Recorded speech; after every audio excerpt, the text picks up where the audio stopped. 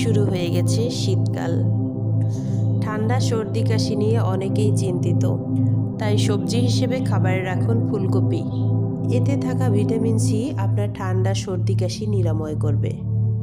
এছাড়াও ফুলকপিতে রয়েছে বিশেষ কিছু পুষ্টি উপাদান, যা হাড়ের স্বাস্থ্য ভালো রাখে, হজম ক্ষমতা উন্নত করে, শরীরে অতিরিক্ত কোলেস্টেরল থাকলে তা কমাতে সাহায্য করে, ক্যান্সার কোষ ধ্বংস করে, টিউমারের বৃদ্ধি রোধ করে, ডায়াবেটিস ও উচ্চ রক্তচাপ নিয়ন্ত্রণ করে।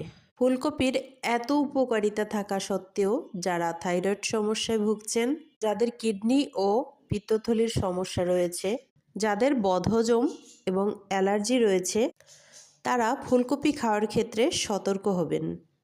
প্রয়োজনে ডাক্তারের পরামর্শ নেবেন।